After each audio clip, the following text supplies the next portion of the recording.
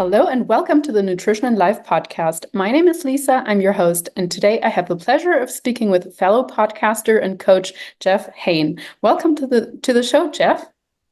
Yeah, thanks for having me. Great job with pronouncing the last name right too. I don't know about you, so being a fellow podcast host, whenever I ask somebody their last name and then I like know it off air, and then when I click record, it's like for whatever reason I just end up like messing it up. I don't know if it's a Yeah. mental thing or what. So great job.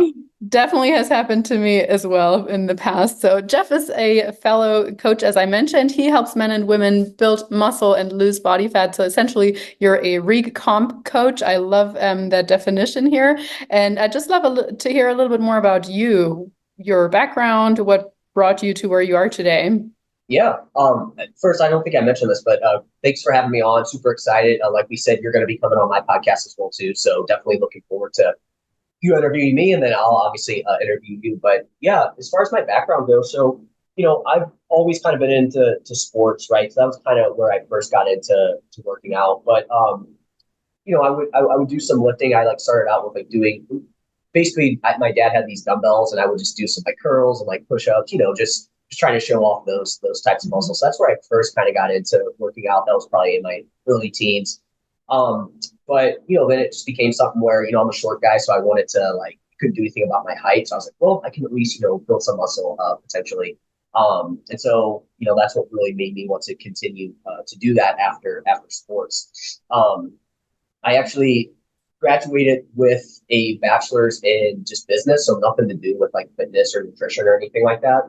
But when I got out of remember like towards the end of that, I was kind of like thinking about doing something fitness related, but I'm like, all right, I'm almost done with this business degree. So, I might as well just continue, with that.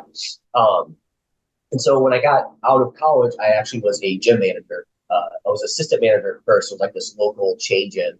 And, it was cool because I was able to work in the fitness industry, work in the gym environment, but it was more so like sales and just kind of keeping up with the gym, right? It didn't really do anything with like clients or anything like that, right?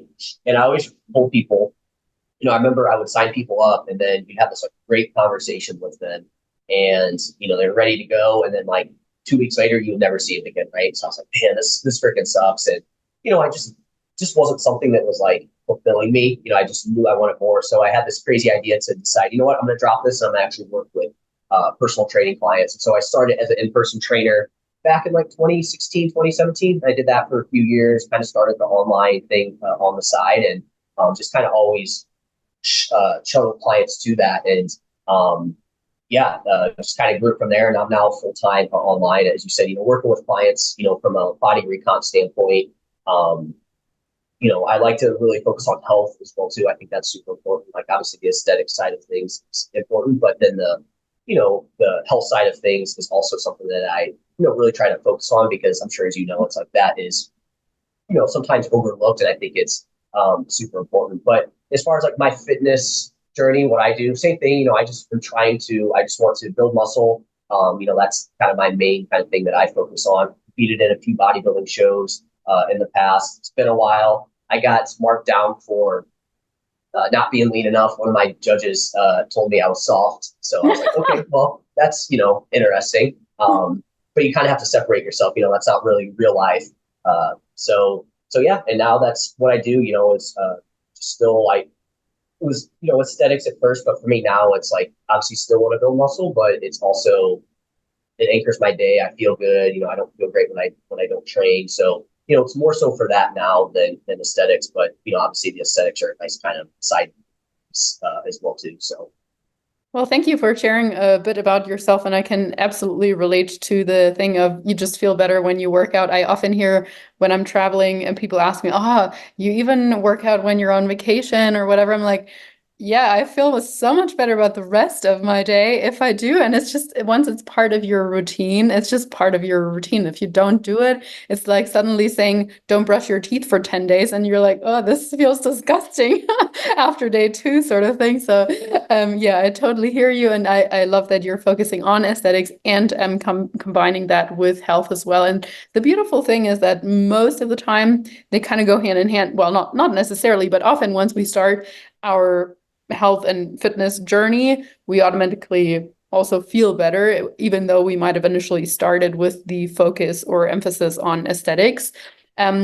And so, since you are a quote unquote recomp coach, obviously guiding a lot of people through fat loss, I'd love to talk a little bit about hunger because, of course, hunger is one of the main determinants of why we adhere or don't adhere to a diet or a style of eating long term. Of course, there's also social reasons and emotional reasons and whatnot. But just in general, what are some things that perhaps impact our hunger and prevent us from sticking to our diet? Yeah, well, this is an interesting topic for sure.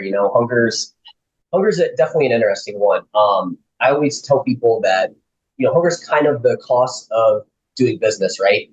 When it comes to fat loss, unfortunately, I think obviously we're going to do things to mitigate hunger as much as we can. But I always say if you're not ever a little bit hungry in a fat loss phase, you're probably not losing as much body fat, right? So it's kind of walking that fine line of having some hunger, but also we don't want it to be to the point where you're just ravenously hungry either, right? Because somebody could hear this and then be like, all right, well, I'm just not going to eat anything, and that's a way to also make yourself super hungry. And I don't know if this is something you see, but I do feel like a lot of people that try to diet for fat loss, it is in this like pretty they want kind of quick results. So you'll see them maybe undereat, or you just kind of see a lot of holes with like nutrition, and maybe they almost undereat for short periods of time, and that can kind of come and bite them later on. And so again, I think it's like I said, walking that kind of fine line with hunger, but understanding that it is going to be part of the equation. And again, it's just kind of the cost of doing business. So it's like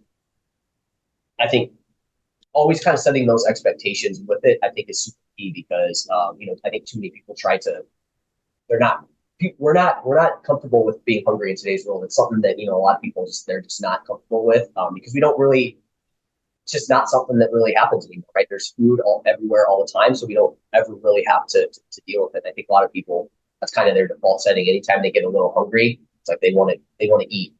I don't know if this happens to you a lot, but when like somebody's in a fat loss phase or something, they're always like, oh, well, I have like an apple or something to, for when I get hungry. And I'm kind of like, that's good. I like that. I think that's like a good thing to do. But I also what I don't like is that anytime you feel hungry, you feel like you need to eat something, Is that something that you kind of see as well too? I absolutely see that in clients as well, where and like I get that because of course it is a physiological instinct. Like right away, our body is it helps us survive by us listening to that instinct. But just like you say, like reframing that as actually something, hey, what I'm doing is actually working. I am actually burning more calories than what I'm intaking. This is good. I'm just gonna acknowledge this feeling and then move on and know that my next proper meal is coming up in 2 hours. I'm not actually in any danger. I'm not actually needing to go out and hunt whatever or collect some berries.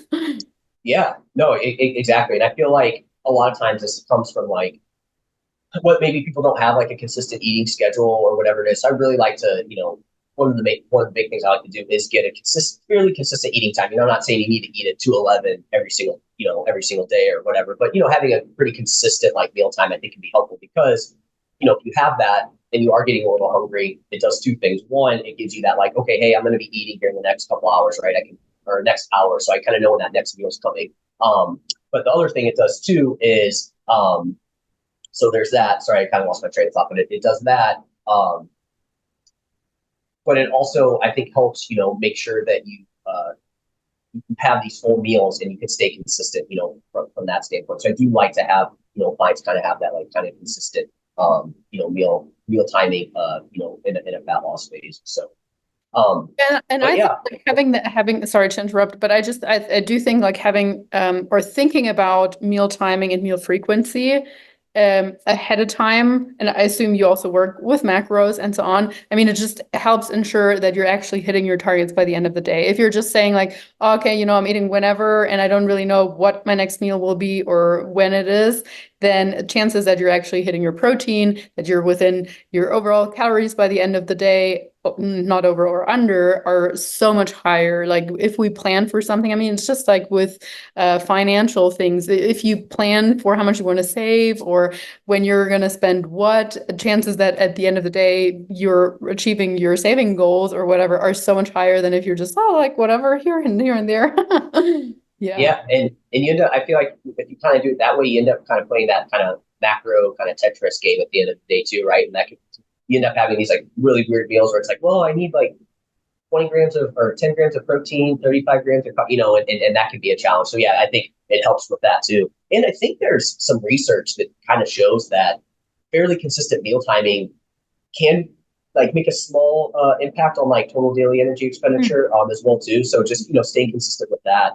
That's one thing that that's not going to make or break say a fat loss phase or anything like that. But I think when we're in an energy deficit, aiming for fat loss, I think anything that can help with energy expenditure, we want to try to put in our favor. So yeah, I'm a huge fan of having that consistent timing there. But yeah, so as far as hunger goes, again, I think I always like to say that first because again, we want to understand that, hey, there's going to be some hunger involved in fat loss, but our goal is to try and minimize that as much as possible. So one thing that can impact your hunger is too much activity, but also, too little activity as well, too. So too much So, I think with fitness, people talk about like, getting into fitness, a lot of times people think that more is better, right? And to an extent, right? I mean, for people that are not moving at all, yes, we obviously want to move more, but there's also, and probably more so people that listen to this podcast and that would listen like my podcast that might move a little bit too much, right? They're into exercise, they enjoy, working out. And so for them, they may end up moving a bit too much. And that's going to be something that can impact your hunger. But I also think, on sorry, just to throw in there, I think that's a really, really good point. And I totally applaud people that want to be active most of the time. Like I yeah, like standing as well and going for walks and stuff. But I think what we need to take into consideration there is the intensity matters so much, right? Like there's nothing against going for frequent walks or being active in your household and so on. Like that's very clear in the research also that is quite beneficial also for blood sugar management and whatnot. But essentially, we don't want to do cardio in the morning and then your strength training in the afternoon, and then it adds up to like 12 hours in the gym in a high intensity state and never coming down.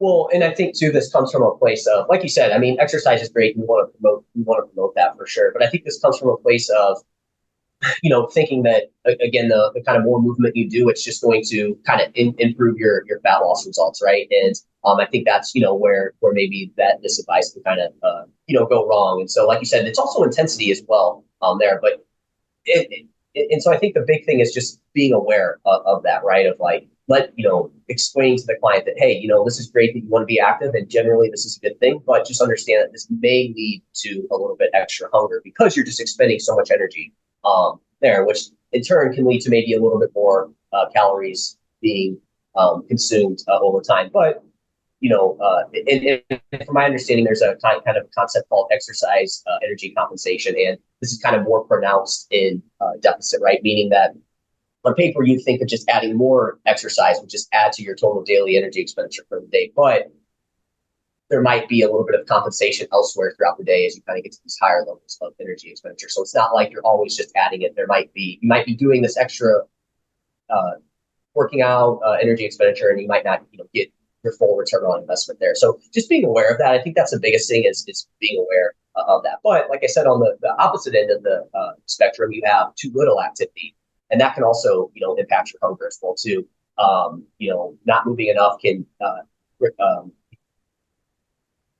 mess up your kind of appetite regulation, right? And that could be something that can cause you to consume more calories. So I think kind of finding that sweet spot of, hey, you're moving enough, getting enough energy expenditure for overall health. Like you said, you also have like blood glucose regulation, from moving. That's going to be helpful there. I find that kind of around that 8 to 12K step per day, right? I think for some people you can go a little bit higher, but I think that 8 to 12K seems like kind of the sweet spot there from a movement standpoint, and then just kind of watching, how your hunger is, how you respond to that.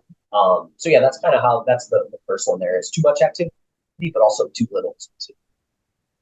Yeah, absolutely. And I agree with that 10 to 12,000 step sweet spot. I think anything over that is unattainable. And like you just said, often your body also just adapts so quickly to what we're doing. So if we're adding more and more cardio in the form of that sort of low intensity activity, your body is super quickly gonna adapt to that. And it's not gonna matter in the terms of in terms of burning energy. So yeah, I like that. Just overall for me, I think it's practical as well. Like that's attainable even if you build up. If you start with someone who might get 2, 3,000 steps a day, which happens very often when people come to us, often like someone with a sedentary job, they just drive to work, they do a few steps around the grocery store, and that's about it.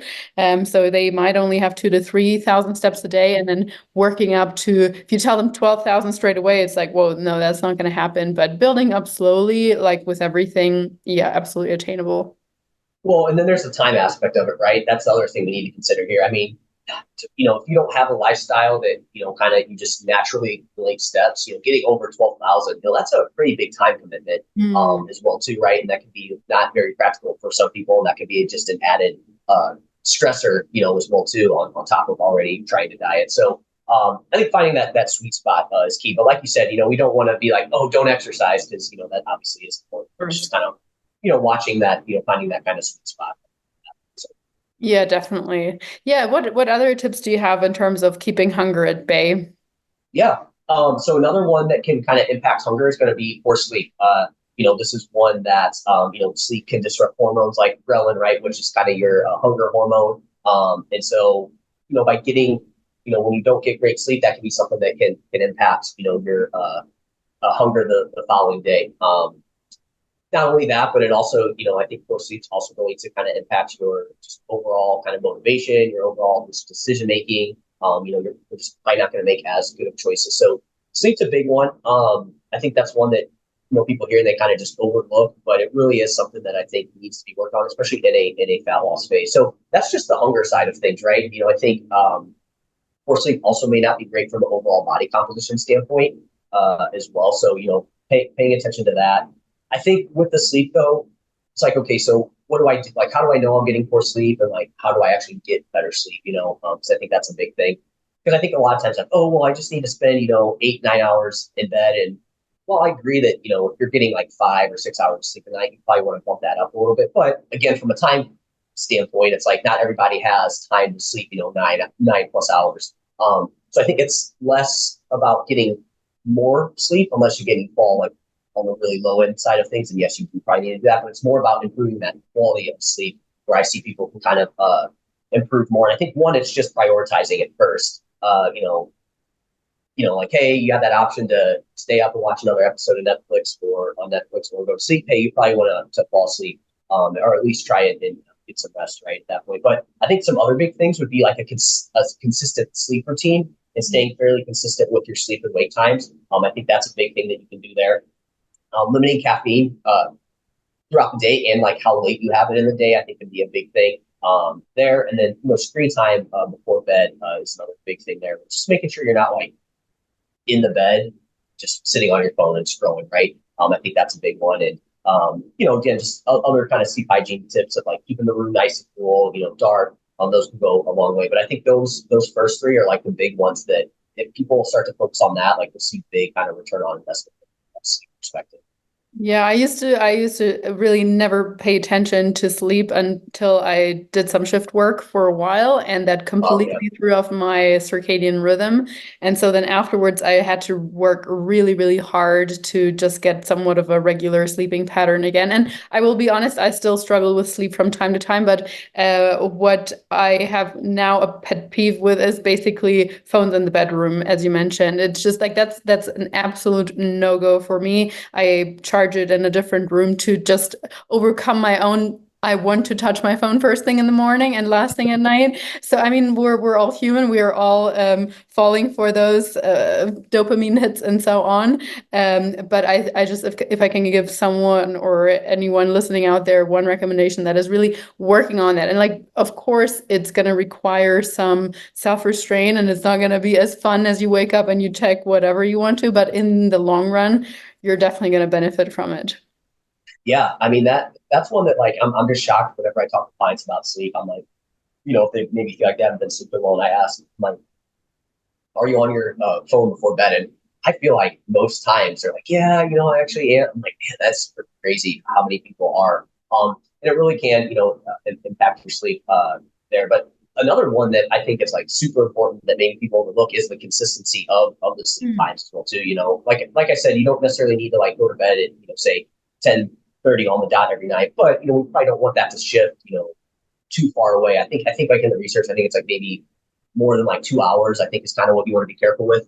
Max. So Yeah, I think so. Yeah. yeah, so try not to let it. Where that pops up the most probably is on the weekends, right? Where you got an inconsistent schedule during the week, and then on the weekends you're going to sleep at say you normally go to sleep at 10, and then you're like going to sleep at like 1, and then you don't wake up till like 9, and that's where I think it can impact you the most. So trying to stay consistent with that, but also just getting outside, getting some sunlight throughout the day can be helpful, and trying to get outside and getting sunlight as early as you can also kind of help with your circadian rhythm. So another kind of one there to check out from a sleep perspective. Yeah, absolutely. I was listening to a podcast the other day with Matthew Walker. I don't know if you're familiar with him or his book, Why Yep. We Sleep. Anyone listening out there, please read it. It's amazing. But he was basically saying, and like it never occurred to me until then, but he was basically saying that almost everybody on the weekends goes to bed a little bit later, sleeps in a little bit longer, and then you wake up Monday morning and you just hate your life because because you're like you have to get up early again. And essentially, we all give ourselves a jet lag or a daylight savings time or whatever once a week. And like if that happens once a year globally because your country has decided it does so, everyone gets really upset and oh, I hate it and this is so dumb. But Yeah. technically, you do that every single week to yourself. So, Yeah. like even on the weekends, I would say like try to stay within like 30 minutes or whatever of Yeah. your usual time. Yeah. I think the closer you can stay to it, the better. There it's just, I think it can be a challenge. I totally understand. Like sometimes I struggle with that. It's like, oh man, I don't have to be up early. I want to stay up a little bit longer. But again, like you said, if you do it every once in a while, where maybe you're staying up a little bit later, it's like, okay, it's not a big deal. And then maybe most of the time it's like 30 minutes, you're fine. So I think it's not like one time's going to completely screw you up, but the more often you do it, the more it's going to impact you there. So, Yeah, I would absolutely agree. Yeah. well, What other things might yeah, impact our hunger in a dieting phase or just in general? yeah. So high stress is going to be another one, right? High stress that, really isn't managed, right? You just have a ton of stuff going on. You're not managing it. That's going to be one that can lead to, hunger for probably more higher calorie, more comfort type foods, more calorie dense type foods. And so, I think for some, I do think this is dependent on the person. I know some people that they get stressed and they like don't want to eat, but then you have people that get stressed and they do really want to eat. And I think that just comes down to probably your habits, what you've just done in the past. But from my understanding, anytime we are under higher amounts of stress, and again, that stress isn't managed, it's going to lead to you wanting more tastier food in general, right? Like when you're super stressed, you probably don't want like, your kind of quote unquote health foods like fish, rice, broccoli. You probably you don't want that. You want like pizza or something like that. Again, we, all about having some of that stuff from time to time, but this can be something that can, lead to you wanting more of these types of foods and in turn can lead to a higher hunger level. So, trying to work on stress management. It's not that we don't want any stress, but, we want to make sure we're doing some things to kind of get out of that kind of fight or flight state, kind of get out of your head for a little bit. So things like, some sort of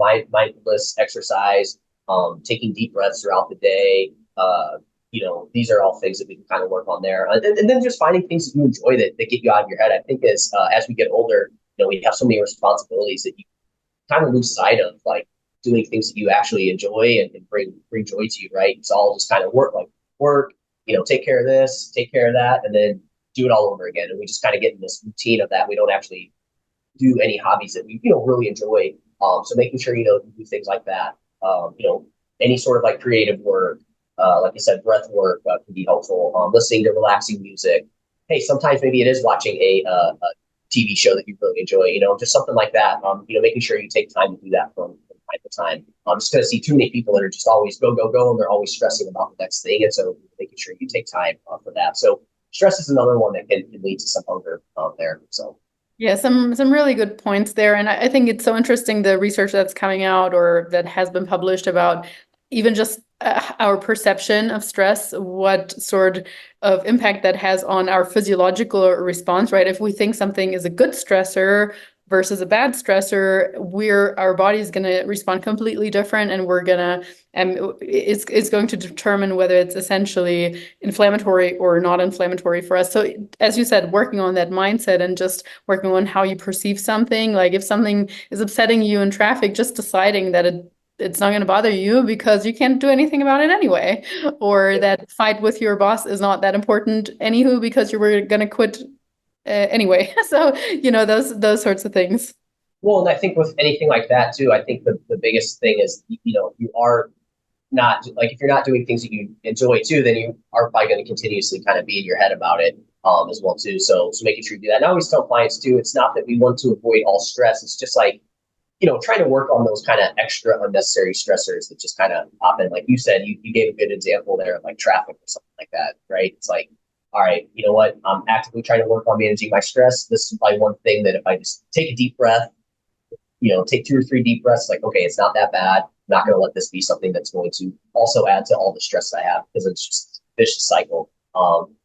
Which, I'm sure that can be a tough thing, to break. But I know for me personally, doing some sort of like kind of breath work meditation daily has been super helpful with that. I think it's something that I haven't realized how big of a role it has played for me in terms of like, it allows me to just kind of, when things like that do happen to me, I can kind of like take a step back and like see what's going on versus just like reacting to everything, right? So Exactly. that's Yeah, why it's wonderful when you catch yourself for the first time, just having more that observer, bird's view perspective, as opposed to just responding to something straight away. One other thing I was going to touch on is you mentioned some people they don't eat when they're super stressed, and I certainly have clients like that. I'm one of the other from the other end who, when I'm stressed, I want to eat more and more and more.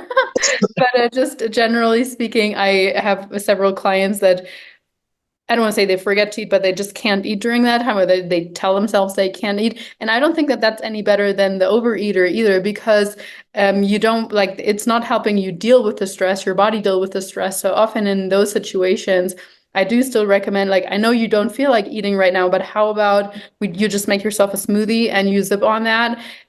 If it's all that you can get down, and you can put in peanut butter, protein powder, and banana, and that's super easy to digest. I guarantee most people's digestion is going to tolerate that, because I do recognize that our digestive system is not switched on when we're in that super stressed straight state. So I understand that. But if it's some very easy things, or, white rice with whatever, some tuna, it's not going to be that hard to digest. Yeah, no, that's a great point you bring up. Yeah, finding something like you said, like a smoothie or something like that. And off of what you just said there, like that can be problematic. For one, like you said, you're not obviously eating food, you're not getting nutrients in that you need, and everything like that. But I've also seen that backfire on people where they don't eat for maybe a short period of time because they're stressed, and then all of a sudden they're put in an environment where there's like a ton of food around, or they just naturally get hungry, the next day because I mean, let's face it, no matter what, how stressed you are, if you're not hungry during that time, I feel like the body is smart and it always kind of works its way around, right? And that leads to you consuming extra calories like later on, right? Down the line somewhere. And again, it's probably because there's some sort of event that's coming up and you're just around that type of food, and it's usually calorie dense food. So that's another way that can impact you too. Somebody who doesn't like to eat when they're stressed. Very, very good point. Yeah, it almost always boomerangs back. It might not be immediately, but as soon as we start relaxing, most of the time those hunger cues skyrocket then. Yeah. But is there anything else that impacts our hunger? Yeah, I have a few more too, and a few of these we've hit on. But another good one here is calorie dense foods. Mm. These are foods that are high in calories but low in volume. Again, these types of foods, just think of. I like to think of these as like your kind of tasty, snacky type foods. There's a spectrum of calorie dense foods, but on the really extreme side of things, we're looking at foods that don't have a lot of like food volume. It's just a little amount of food for how many calories are in it, right? My favorite example of this, to just kind of put this home, is like 2 Oreos, a serving of 2 Oreos versus like a serving of chicken breast, right? Which one's like, one has a lot more protein, it's got a lot more food, and the other one has, it's just two small little cookies, right? They have the same amount of calories. And it's like, okay, which one's going to, keep you feeling full throughout the day? So, if you have a good chunk of these types of foods in your, like, say, fat loss diet, you may be adhering to the calorie amount, but you might have a harder time in the long run because these foods aren't satiating. They're not providing you with the, vitamins and minerals that you need. They're probably lower in fiber, lower in protein. So calorie-dense foods can be another, big kind of trigger here.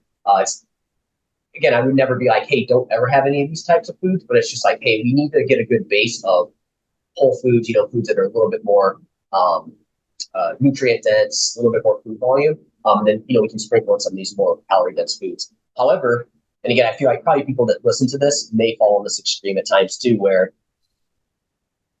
over food voluming things can also, lead to some issues as well too. So again, it's striking that balance here, but too many calorie dense foods, I do think, it is something that, can lead to just more craving for that food, and we're just going to have higher hunger as well too.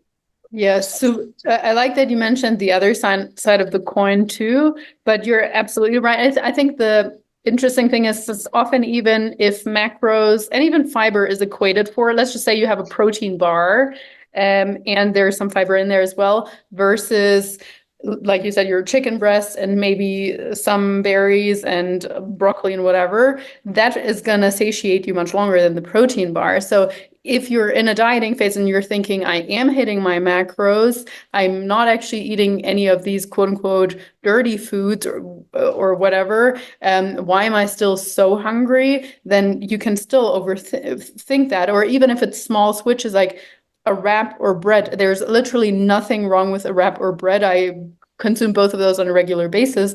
But again, if you're thinking about why am I so hungry? How can I be less hungry? Maybe you want to try switching that for some oats or for some potatoes or some of these other really, really satiating foods. But yeah, like you said, I have also seen people really overdo it, especially if they're like prepping to be pretty lean, like almost stage lean or so, and where we get to a place of it is going to get very hard. And one of my clients, we hit a plateau, and we were trying to pinpoint why, because she should have lost weight where we were at, and it turned out that she ate 3 packets of gum.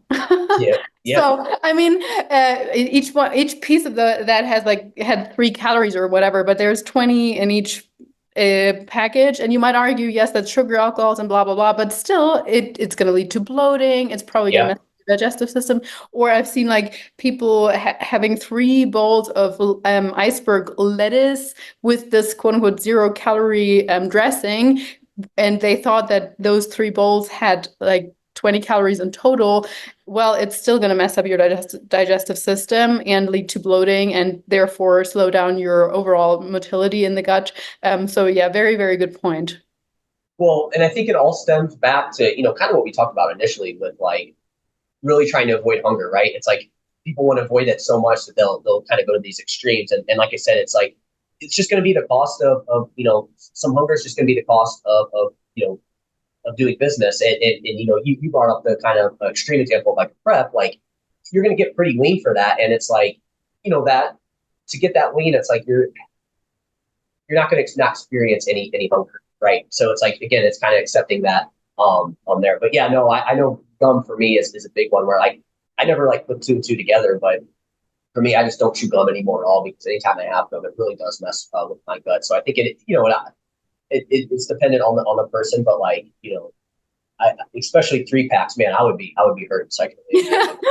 Like, and I think too with food volume, one other thing on this too is, you can only, like we said, from a GI standpoint, like there's that, but at the same time, calories still do matter, and you could over food volume to the point to where it's like you could have, say 500 calories of broccoli, and it's like, yeah, you might feel full because you've had all that broccoli, but you also only had 500 calories, so it's like you also, you still do need to get some calories in, right? Like that's going to be part of the equation. So you can't just like hack your way, fully to getting rid of hunger. So yeah. Yeah, totally. And with that, I do think sometimes it is actually important to play a little bit with that your current mealtime or food volume as well. So sometimes I see people, they don't eat any proper meals. It's like a 200-calorie breakfast, and then they have two mid-morning snacks, and they have a 300-calorie lunch, and then two 100-calorie afternoon snacks. And then, like, why don't we just make that? There's nothing wrong with snacks. I love snacks, literally, but have some proper meals at the end of them, feel somewhat satiated, not full, but somewhat satiated, and then move on to your next meal as opposed to constantly, I call it grazing, because that's literally what Yep. it is. You have a little bit here, a little bit of there, and it's not good for your blood sugar regulation and definitely also not for your perception of hunger. So I would recommend, if you're struggling with hunger, just overthink your meal timing and maybe see if you want to tweak something. Yeah, no, I love that. Yeah, that kind of grazing, just not having like full meals, man, that really does impacts, hunger. And that's a big thing. I wonder if I feel like it stems back from the like kind of the myth of like, oh, hey, you need to eat, smaller meals throughout the day.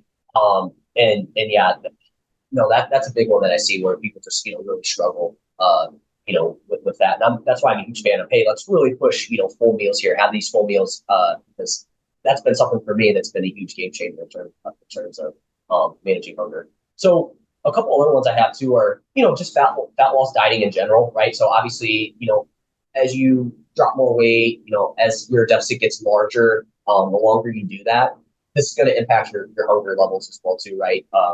So again, this kind of comes back to the concept of just this is the cost of doing business. So fat loss dieting in general, being in that energy deficit is going to increase hunger. So some things we could do here would be like utilize some things like refeeds and diet breaks from time to time. So taking some time away from fat loss dieting within the fat loss phase, and then also making sure that you're losing at a rate that you can adhere to. Is also going to be important. And then obviously combining some of these other things we talked about here can all be things to kind of manage hunger during a fat loss dieting, but understand that when you're fat loss dieting, it's going to impact your hunger. And then off of that, another one is body fat levels, Mm. right? So higher levels of body fat can mess up your hunger levels, right? So again, this kind of goes back to the movement. It's like too much movement will increase hunger, but too little movement will increase hunger. Well, it's the same thing here.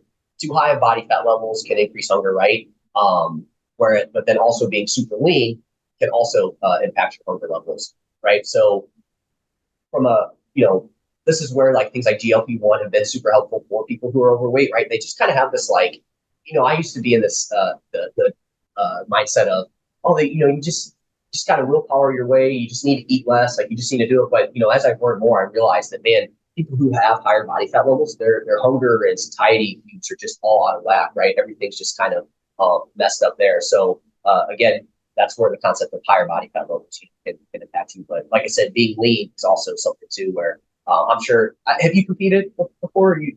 I have not Okay, competed, no, so I don't know what it is like to be at those extreme low body yeah, fat, but I've certainly heard how much of the food noise you like literally just have around you all day long. But I did actually speak to someone who went on yeah, I think it was semaglutide or whatever, but one of those GLP-1 antagonizers essentially. And she just said, like very successfully, and she's like tempering the dose down and stuff. So the way that she just described it was that someone turned down the volume on the food noise. And I think that's a really great way to put it. It paints a very illustrative picture for people that like us who can't relate to that perhaps.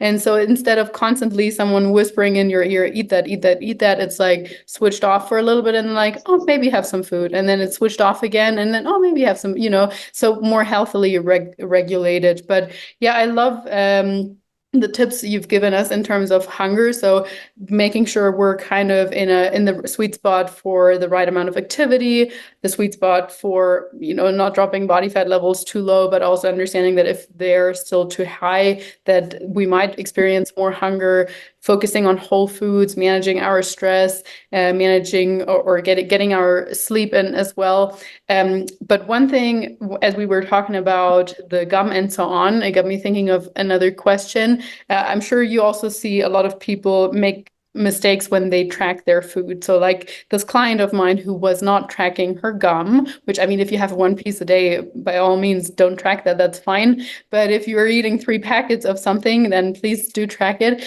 So yeah, I certainly and anybody who starts tracking is going to experience some mistakes. So for the first, I think almost 2 years that I started macro tracking, I was doing it completely on my own. I just heard about it from a friend, and so probably the first year, I was only logging things in like medium apple and a cup of rice and whatever. Like it just, I still saw improvements because it was better than not tracking at all. But at some point, I realized, okay, I want to fine tune some things and I switched some things. But yeah, what would be some food tracking mistakes that you see? Yeah, no, I love this because this really shows up in like, hey, I'm eating like 1,200 calories. I'm just not dropping weight. It's like, what's going on? It's like, okay, you might actually be doing that, but you have to be careful with kind of how you frame this too, because I think a lot of people are like, well, I'm tracking everything. It's like, look, it's not anything you're doing. You just have to understand that, you know, tracking, it's not an exact perfect science, right? We know that food log or food uh, labels can be off by up to 25% plus or minus, right? So you already have that. Weighing out your food is a pain. It can get, we have a ton of other stuff going on. So, that can be an issue as well too. But at the end of the day, I always just try to just let clients know, hey, like this is a skill. And if you're new to it, it's going to take some time to develop. And, there's even research to back this up. I usually try to like go to the research here to just be like, hey, this isn't like just a you thing. I'm not calling you out and saying you're doing anything wrong or purposely trying to do it. But in the research, they show that I think it was like women, they were like saying they were eating 1,200 calories and not losing weight, and then they used double the labeled water to see how much they were consuming. And some people were off by up to like double, right? They were off by up to like 20, there's like 2,400 calories. So basically, they doubled their calories. So just understanding that, look, we're going to overlook things with that. And so as far as like tracking mistakes go, I'm looking at, you kind of mentioned this, serving sizes, right? That's a big one. Are you just kind of labeling it as like medium, or are you actually like weighing it out? So I think that's super helpful to make sure you're at least for a period of time weighing your foods out so you get a better idea. And especially if you are actively trying to drop body weight, this is where I think you would need to be a little bit more rigid with it. So just doing that, and then you can always kind of recalibrate yourself over time if you're finding that things aren't trending the way you want. So looking out for your serving sizes. I think Dr. Spencer Nadolsky always kind of he posted this picture of it, and it was a good visual representation of this, where it was like basically two meals together. It was the same meal, and one was like 500 calories and one was 750 calories. And they basically looked the exact same. Like if you're just looking at it, it's like, oh, that's the exact same, but it was off by 200 calories. And I always tell people this, that it's probably not that 250 calories that is why you're, stuck or whatever it may be. It's if you do that multiple times a day, multiple times a week, that's where it's going to start to add up. And then I'm going to go over a few other things here that you start to see where it's like, oh, hey, I think I'm eating 1,200, but I'm actually, eating way more than that. So that's a big one. Your serving sizes is a big one. Another kind of like common culprit here is like meals out at restaurants. This is one where it's really dependent on who's cooking that day, what the chef puts in there. So even if something says it has 500 calories, the likelihood of that when you go out to eat is very unlikely. And I think the big kind of culprits here are the like butters and the oils, things that you're not really gonna like notice, right? That can easily add a ton of calories in. So meals out at restaurants. So I think with that, if you are somebody who's tracking and you're not seeing the results you want, say it's in a fat loss phase or whatever, you kind of have to have that tough conversation of like, well, maybe I need to kind of back off of how many times I'm going out to eat, right? Maybe have a few more meals that you can kind of control there with that. We also have Sorry, I was just gonna throw in there because yeah, I personally I eat out frequently since I travel a lot, but I also work with a lot of people. They just say like, "Hey, I have business lunches. I cannot, bring my Tupperware to my business lunch where I'm trying to score a deal or whatever." Um, But this is certainly a point where just experience comes in big time. So then I do say the meals that you do eat at home, please make sure you're weighing out Yep. everything very, very accurately so that your eyeballing skills get better. And oftentimes those people that I work with, they also, they might be in Dubai or somewhere. And so there they might not display the calories as nicely as they do in many American restaurants. And but as you said, even there, it's even just because it says 500, it was probably George, a high school student or whatever, who's just helping out on the weekends, and he's not going to care whether that was a heaped tablespoon or a tablespoon of sour cream. And so therefore your calories do add up. But the biggest mistake that I see when people estimate their meals eaten out is that they really don't account for those oils, exactly like you said, or the butters. They're like, well, but I asked for no sauce and grilled. Yes, but what do you think they marinated that meat in? Or what do you think there is on the grill? On the grill, they're going to put some oil so it doesn't stick. Have you ever watched a professional chef or someone on Netflix? They put on like a half a cup of butter on a piece of steak so that it tastes good. Like literally, of course, it's not always the case, but overestimate for those oils, and just become a bit more or develop a little bit more of a keen eye and to see like, is this glistening? Is it not glistening? What does that taste like? After a while, if you're used to a lower fat diet, you will actually be able to taste if something has more butter or oil on it or not. But of course, initially that is a super, super easy mistake to make. Of course, maybe not during a business lunch, but otherwise, if you're eating out, I do encourage my clients to like send me a picture in the first few weeks of tracking if they eat out, just so I can be like, oh, actually, you didn't log those sunflower or something seeds on the top of it. You didn't log the little sour cream thing, because people just don't take that into consideration if there are 20 different things on their plate. Yeah, and you bring up a good point too about like the skill aspect of it. It is a skill, and this is where like again developing other skills and bringing that to this can be super helpful. So like for example, if you are eating out regularly, it's like really slowing down when eating. You may have to leave if you're actively in a fat loss phase. You may have to leave that meal not actually finishing everything and like leaving that meal feeling like you want a little bit more. Right? These are some small things we can do. And I also want to point out too. I think it's important to also like set the expectations of like, look, this is only a problem if it's a problem. Like, if you are somebody who's trying to see fat loss and maybe you feel like you're eating low calorie, you're not seeing the results. It's like these are things that, you just kind of have to be honest with yourself and look at. Whereas if things are trending in the right direction, it's like, don't make something a problem that's not a problem either, right? Like we said, we just want you to be aware of what can potentially happen here with that. So yeah, eating out is a big one, and that's one that can just add a lot of extra calories without you really realizing it. Like you said, the butter and the oil is a big one. You don't really notice that either. Like you said, you could get good at being like, okay, there's definitely a ton of oil on this when you're eating, but when you're looking at it, I guess you could see a ton of oil, but it's not really going to add a ton of like volume to the meal, so you can't really tell that there's a lot of extra calories there. So a few other ones. And the eating rate's a good one too. Sorry, this is how my brain works. The eating rate's another good one in terms of managing hunger too, right? Eating quicker, eating distracted, that's another one. So just kind of one I wanted to add to that. But some other kind of tracking things to look out for would be like condiments and like sauces. If I'm looking at a client's food log and they're maybe not seeing the fat loss results that they want to see. And I'm looking at their food log and it's like, hey, they had chicken, broccoli, and rice. I'm like, okay, that's good. This is a great choice. But it's like, are you cooking that with anything? Or you're having any sauces, right? Like, how many people do you know actually just eat chicken, broccoli, and rice? Like, usually we're having some sort of sauce with it, or we're throwing some sort of oil on it or something like that, right? So looking at that, and again, looking through clients' food logs can be helpful to kind of point that out. But again, it's not like, oh, hey, because I didn't log my barbecue sauce, that's why I'm not losing weight. It's because the barbecue sauce with the not weighing things out, with, just kind of winging your serving sizes, like those are the things that are going to, these things start to add up. Another big one is kind of like you said, snacking and grazing. We talked about that. Like, if you're kind of snacking and grazing throughout the day, you can kind of forget that you did these things, and those can, add in some extra calories throughout the day. So, being careful with that. And usually those are the types of foods that people are going to be more likely to omit from their food log is, these kind of tasty snacky type foods as well too, whether they do it on purpose or an accident.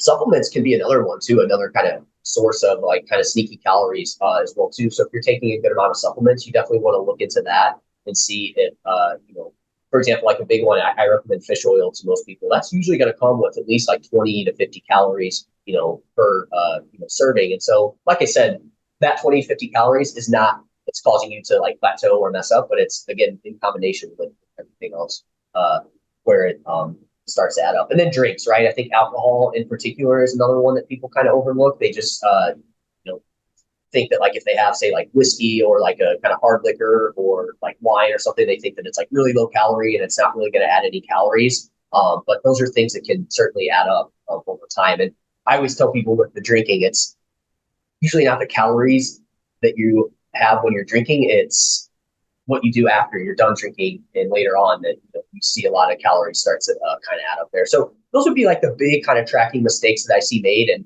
that's where people end up kind of thinking that they're eating, say, 1,200 calories, but really it's a lot more. I always like to go there first before being like, hey, let's drop your calories, because usually there's something off from that standpoint that can be improved before just like, hey, let's just kind of drop your calories. Yeah, I love that you mentioned that it's the accumulation of several multiple small things most of the time. I was going to just add to that chicken, broccoli, and rice, as you said, like sauces that we might add, even if it's sugar free or whatever, and definitely often overlooked. But sometimes, or one thing back to the oils, because a lot of people use the cooking sprays at home. And again, this is like a super minute detail, but this cooking spray, it'll say 0 calories, but it'll say 0 calories for like a quarter of a second spray. Who in the world sprays for a quarter of a second? Most people go like, Right. 5 seconds later, and by Yep. that time you have 10 calories or whatever it might be. But still, like, if you're stuck, if you've hit a plateau and you think you're logging very accurately, again, like, think about every single little thing. This could just be one of those things if you're using it 5 times a day in your eggs and your lunch and your dinner and whatever else. But yeah, just wanted to add that little thing there. But I want to make sure I'm respecting your time, so I just have one last question for you. In general, when people come to you and they say, I've tried so many things, but my body composition isn't changing, what is one or the most common reason why it's not changing?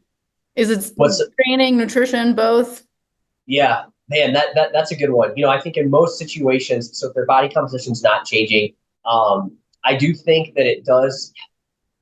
I do think it comes down to their nutrition more times than not, but there is a subset of population where it's like the training could be off, but I don't think it's necessarily you need to do more training, right? I don't think that that's necessarily the answer, but I do think the nutrition one is one that people commonly overlook. If they're struggling, again, it's usually something to do with nutrition, whether it's one of those things we mentioned. But one thing I do commonly see as well too, to go off of this is if someone's body composition is not where they want it to be, I also find that it's partly because they haven't spent enough time. They're just overly focused on the fat loss side of things, right? So making sure they take some time to eat enough. Again, I don't think you necessarily need to be in a like massive calorie surplus, but making sure you at least eat enough, like I would say around maintenance. And if you're somebody who's always tried a fat loss diet, anytime you've ever been in like fitness and it's like, hey, I've only fat loss diet, that's always my only goal. I think you can get a lot out of like going to your maintenance and really spending time there, working on all these things we talked about today, and really lifting weights to build some muscle. I think can really go a long way here. That's something that I feel like people kind of overlook. They're just overly focused on the fat loss side of things. It's like, well, I'll focus on the muscle later, or or I already have enough muscle, I'm good to go. And it's like that's a big mistake that I see made from that perspective. Well, Jeff, I think this was a wonderful take-home message for everybody listening. I will absolutely make sure to drop all your handles in the show notes. But maybe you want to shout out your podcast as well, which I'm excited to be on next week. Yeah, absolutely. Looking forward to having you on. That'll be a great conversation. It's weird. I've never really done this before where I come on yours and then you come on mine. So, but I'm looking forward to picking your brain on a lot of things. But yeah, my podcast is the Mind Muscle Connection podcast. It's on all major podcast platforms. And then, Instagram's where I'm most active. So, if you ever have any questions or anything, definitely reach out there. And again, I really appreciate your time and having me on today. It was super fun. I love talking about this stuff. So thank you again. My absolute pleasure.